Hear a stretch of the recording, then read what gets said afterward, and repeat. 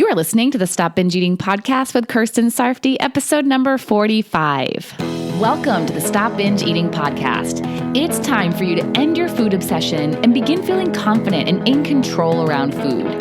You are absolutely capable of eliminating binge eating from your life, and I'm going to show you how by giving you simple tools and insights that you can apply in your own life. I'm your host, Kirsten Sarfty. Now let's get to it. Hi, how are you? Guess how I am? I am great because I just love talking to you so much. Now, I've got a question for you. Do you label yourself as a binge eater? I used to. Not to other people, I kept that to myself, but to myself, I would. I didn't think anything of it. I just thought I was labeling myself honestly based on my eating habits that kept happening. I binge ate, so therefore I was a binge eater. Made sense, right? And you may think it makes sense too to label yourself as a binge eater. But whether or not it makes sense doesn't really matter. What matters is how you feel when you label yourself that way, what you make it mean about yourself, and what you do when you do. Is it useful to label yourself as a binge eater? I can't say for you whether it is or not. That is a personal opinion. But from what I've seen from my clients who do and from when I did, I'd say for most people, it's not useful. I've had clients who would tell me how ashamed it makes them feel. It makes them feel like they're broken or that something is wrong with them or that they're weak. It makes them feel abnormal and bad about themselves.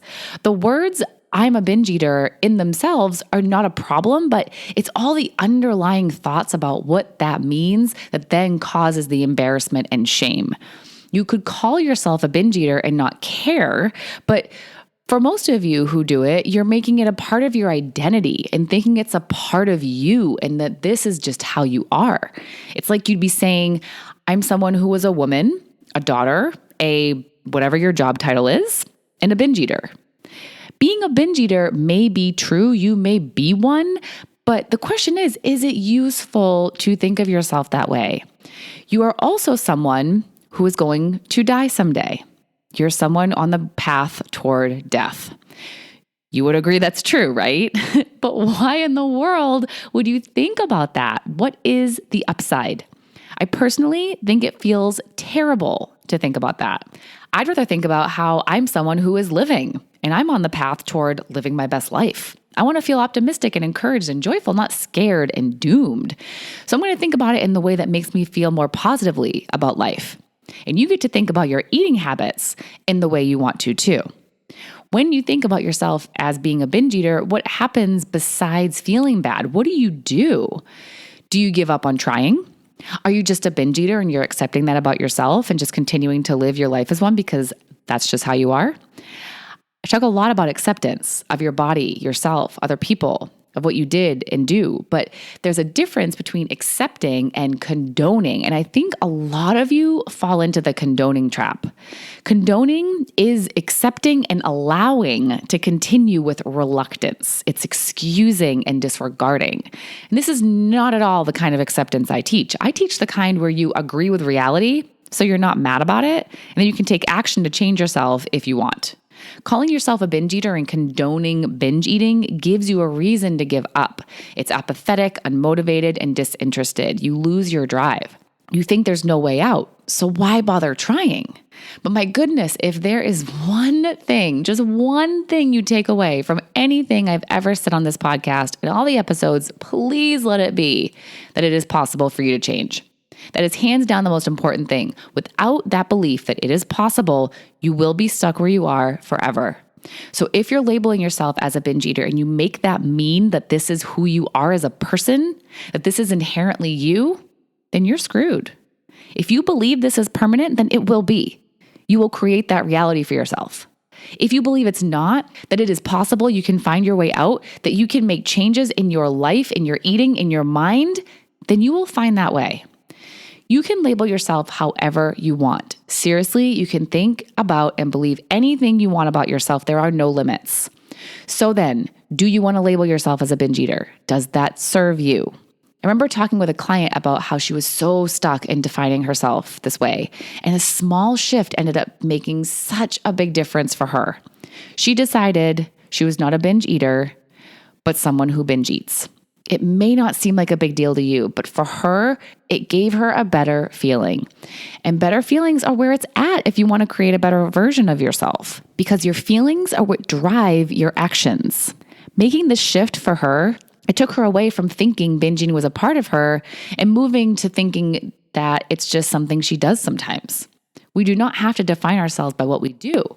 Do you go around saying you're a sleeper because you sleep?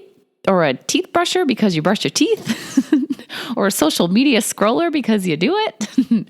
Most likely not, because you don't use all those actions to define yourself. So why choose to do it with this one?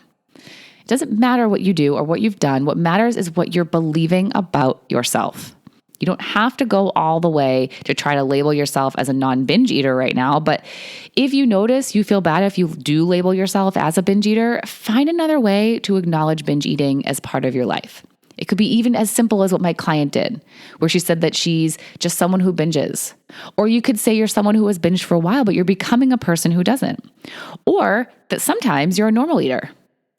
Give yourself some light at the end of the tunnel. Show yourself that there is a way out. Don't halt yourself by making binge eating a part of you. It doesn't have to be, and it's not. Binge eating is not you, and you are not it. Labeling yourself as a binge eater is not necessary or beneficial in most cases. You can acknowledge that it's something in your life that you want to work on without feeling ashamed or embarrassed about it. Define yourself by who you are and who you are becoming.